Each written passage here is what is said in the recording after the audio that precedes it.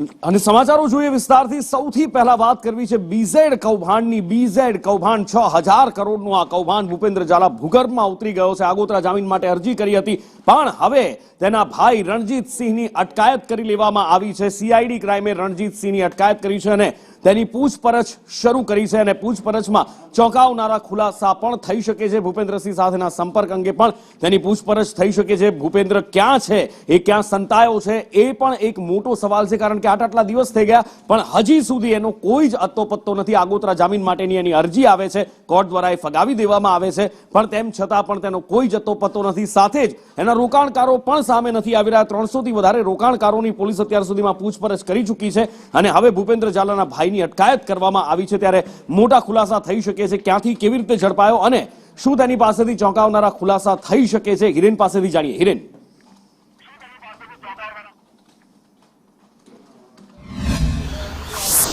બે દિવસ પહેલા અલગ અલગ ટીમોએ જે રેડ કરી હતી સીઆઈડી ક્રાઇમની, અને સીઆઈડી ક્રાઇમની રેડના આધારે જે માહિતી મળી રહી છે, જેમાં ભૂપેન્દ્ર ઝાલાનો ભાઈ એટલે કે રણજીત ઝાલા છે એની અટકાયત અને પૂછપરછ માટે એને લાવવામાં આવ્યું છે।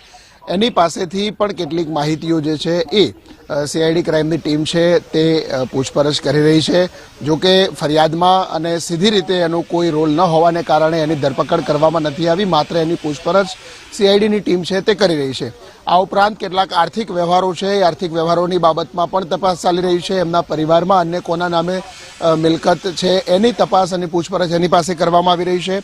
આ સાથે ભૂપેન્દ્ર ઝાલા એટલે કે આ ફરિયાદ નોંધાઈ ત્યારથી પરિવારના સંપર્કમાં હતો, ક્યારે હતો, કોની સાથે હતો અને ક્યાં ક્યાં ફરે છે, એ બાબતોને લઈ પણ સીઆઈડી ક્રાઇમની ટીમ છે તે અત્યારે તપાસ કરી રહી છે।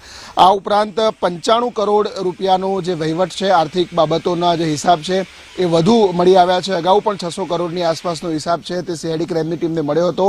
આ 95 કરોડની જે એમની 4 કંપનીઓ છે, એ 4 કંપનીઓના અલગ અલગ ઓડિટ રિપોર્ટ અને એની અંદરથી આ હિસાબ છે તે સામે આવ્યો છે। આ ઉપરાંત સીએની જે પૂછપરછ કરવામાં આવી હતી એમના ઋષિત મહેતા, એ સીએની પૂછપરછમાં પણ કેટલીક બાબતો ધ્યાનમાં આવી છે કે જે સીએ દ્વારા ચોપડા લખવામાં આવ્યા હતા, જે બાબતો હતી એની અંદર પણ કેટલીક ગોટાળા થયેલા છે અને એ સીએને જાણ હોવા છતાં આર્થિક રીતે ખોટા ઉલ્લેખો કરવામાં આવેલા છે, એ પણ ચોપડાની અંદર ધ્યાને આવ્યું છે।